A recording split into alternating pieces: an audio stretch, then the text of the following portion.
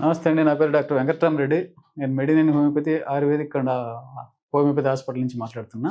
ఈరోజు మనం చెప్పుకోబోయే టాపిక్కు చిన్న పిల్లల నుంచి చాలా వరకు పెద్దవాళ్ళ దగ్గర కూడా క్యారీ అయ్యే డిసీజ్ ఏంటంటే ఈ బ్రాంకైటిసు.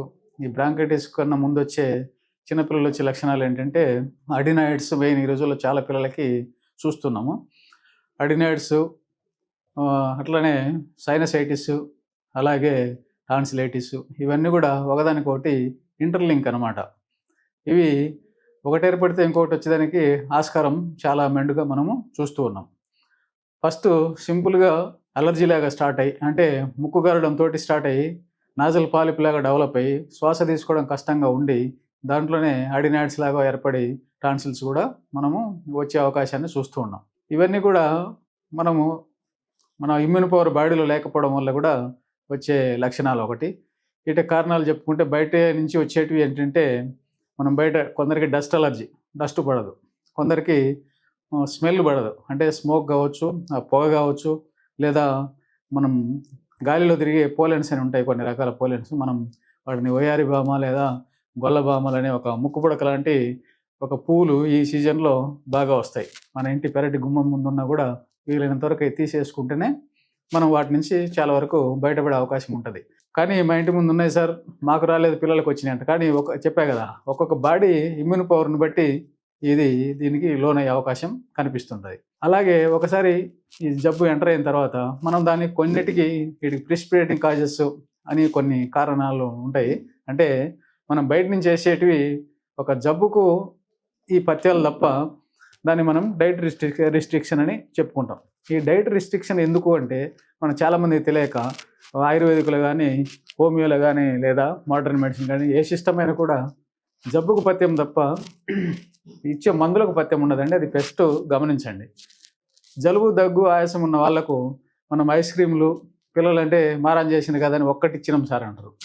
మనం ఆ ఒక్కటి ఇవ్వడమే మనకు దాన్ని కొనుక్కొచ్చుకుంటాం. దాంతోటే పిల్లవాడికి ఈ రన్నింగ్ నోస్ తోటి స్టార్ట్ అయ్యి, తుమ్ములతోటి స్టార్ట్ అయ్యి అది జలుబులాగా వచ్చి మనకు ఆ పిల్లోడు క్రానిక్ బ్రాంకైటిస్ కింద మెల్లగా అది ప్రోగ్రెస్ అనేది జరుగుతూ ఉంటుంది. మనం ఏమనుకుంటాం, చిన్న పిల్లోడిని తీసుకుంటే ఈ పిల్లోడికి పుట్టిన దగ్గర నుంచి ఎప్పుడు జబ్బే సార్ అంటాం.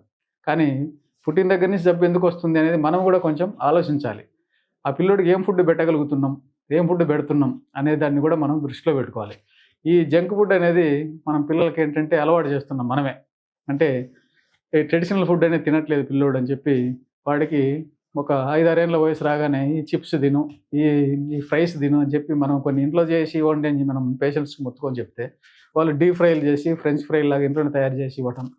ఇటువంటివి కూడా మనం చాలా వరకు చూస్తున్నాం. అది కూడా చాలా టైం లేని తల్లిదండ్రులు ఏం చేస్తున్నారంటే బయట ఈ రోజుల్లో మనకు రెడీమేడ్‌గా మనకి ఇట్లా చేయి పెడితే గాల్లోంచి తీసినట్టే అందుబాటులో ఉంటున్నాయి. కాబట్టి అవి తీసి పిల్లలకి పెట్టేస్తున్నాం. పిల్లలకి పెడుతున్నాం బాగానే ఉంది. కానీ డాక్టర్స్ మొత్తుకొని చెప్తున్నారు అవి పెడితే మళ్ళీ ఎక్కువైతదయ్యా, మళ్ళీ మా దగ్గరికి వస్తారు. మా దగ్గరికి వచ్చినా పర్వాలేదు. సరే ఇట్లా టాబ్లెట్ వేసి తగ్గిపోద్ది, మళ్ళీ అవి పెడితే మళ్ళీ వస్తే మళ్ళీ వేయొచ్చు, తగ్గిపోద్ది. అది కాదు ప్రాబ్లమ్. దాన్ని ఉండంగా అది మళ్ళీ ఎక్కడికో వెళ్ళిపోయి లంగ్స్‌లోకి దాని సింప్టమ్స్ అనేది కిందికి లంగ్స్‌లోకి దాన్ని ఎగబాకితే అక్కడ ఒక క్రానిక్ బ్రాంకైటిస్ కింద అయితే ఫ్రీక్వెంట్‌గా రావడము, దానికి సంబంధించిన ఈ స్టెరాయిడ్స్ అంటేనేమి, కార్టిజోన్స్ అంటేనేమి ఏదైనా పెట్టంది తగ్గకపోవడము ఇవన్నీ మనము చూస్తున్నాం. అటువంటి ఇచ్చినా మనకి ఇబ్బంది లేదు అనుకుంటే ఇవ్వచ్చు, ఏం లేదు. కానీ దాంతోటి ఉండే సైడ్ ఎఫెక్ట్స్ మనకు డాక్టర్ గారు కూడా చెప్తూ ఉంటారు. Prevention is better than the cure అని చెప్పి మన వాళ్ళు ఎప్పటి నుంచో ఈ నానుడి మనం వింటూనే ఉన్నాం. జబ్బు రాకముందే జాగ్రత్తగా ఉంటే సరే, వచ్చిన తర్వాతన్నా దాన్ని కొంచెం జాగ్రత్తగా మనం ముందుకు తీసుకెళ్తే ఈ జబ్బు నుంచి మనం చాలా వరకు బయటపడగలుగుతాం. ఇప్పుడు చెప్పినట్లు ఏంటంటే ఈ మోడర్న్ మెడిసిన్ కావచ్చు, ఇంకోటి కావచ్చు ఇవన్నీ కూడా ఈ అడినాయిడ్స్కు, ఈ టాన్సిలైటిస్కు, ఈ నాజల్ పాలిప్స్ కావచ్చు వీటన్నిటికీ సొల్యూషన్ ఏంటంటే మీరు ఎన్నో హాస్పిటల్ తిరిగి చూసి ఉంటారు. మనకు ఇన్హేలర్స్ పెట్టడం, ఇంకోటి పెట్టడం అప్పటికి తక్షణం ఉపశమనం రావడం, మళ్ళీ ఇది కావడం. కొందరు డాక్టర్స్ ఏంటంటే 4-5 ఇయర్స్‌లో దానంతట అదే తగ్గిపోతుందిలేండి, తగ్గకపోతే మళ్ళీ ఆపరేషన్ చేద్దామని కూడా మనకు చెప్తూ ఉన్నారు. ఆపరేషన్ అనేది ఒక దేవుడిచ్చిన ఒక దాన్ని మనం మన బాడీలోంచి ఎప్పుడు కూడా వీలైనంత వరకు ఎలిమినేట్ చేయొద్దు. మనకు బాడీకి అవసరం లేనని అనుకున్నవి ఆ దేవుడే మన వయసును బట్టి మన బాడీలో కొన్ని ఆర్గాన్స్ వాటంతట అవే మాయమయ్యేవి కొన్ని ఉన్నాయి. వాటిల్లో మీకు ఇంతకుముందు కూడా వీడియోలో చెప్పాననమాట. ఆ విధంగా మనకు వద్దనుకున్నవి బాడీలో ఉండవు. కావాలనుకున్న వాటిని మనం తీసేస్తే మన శరీరం అనేది వాటి నుంచి బయటపడడానికి చాలా స్ట్రగుల్ చేయాల్సి వస్తుంది. ఇప్పుడు చెప్పినట్టు ఇమ్యూన్ పవర్ అనేది బాడీలో తగ్గినప్పుడు ఈ జబ్బే కాదు, ఎప్పుడైతే ఇమ్యూన్ పవర్ తగ్గుద్దో మన చిన్న చిన్న బ్యాక్టీరియా ఎంటర్ అయినా మనకు బాడీలో వైరస్లు కావచ్చు, బ్యాక్టీరియాలు కావచ్చు ఎంటర్ అయితే వాటికి ప్రోన్ అయ్యి మన ఇమ్యూన్ లోపల ఉండే ఈ వ్యవస్థ అనేది చాలా వరకు దెబ్బతిని ఈ ఈ జబ్బులు అనేటివి వచ్చే అవకాశం ఉంటుంటాయి.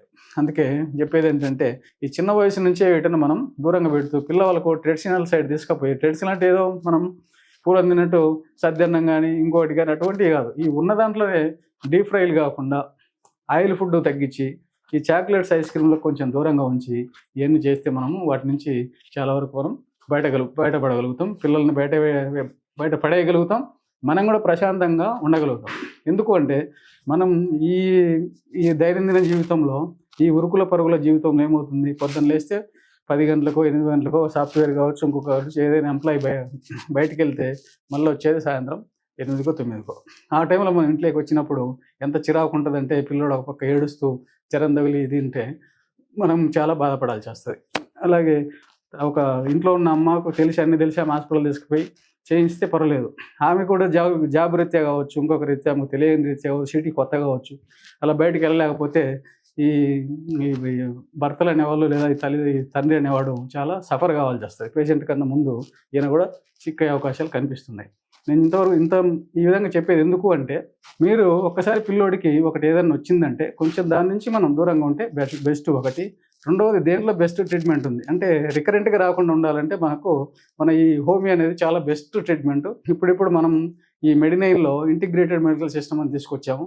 దీంతో మన ఆయుర్వేదిక, హోమియోనా, ఇంకోటి అని చెప్పి దాన్ని పిల్లోడు వచ్చిన తర్వాత గ్రూప్ ఆఫ్ ద డాక్టర్స్ కూర్చొని స్టడీ చేసి దాని మీద మనము ఈ పిల్లోడికి ఏది సూట్ అవుతుంది, దేంతో తొందరగా రిలీఫ్ అవుతుంది, పర్మనెంట్గా మళ్ళీ రీఅక్కర్ కాకుండా డిసీజ్ నుంచి ఎలా బయటపడేయాలని చెప్పి మేము ఒక డిస్కషన్ చేసి మీ జబ్బు నుంచి అయితే దూరంగా చేయగలమని చెప్పి మనవి చేసుకుంటూ సెలవు తీసుకుంటాను. నమస్తే.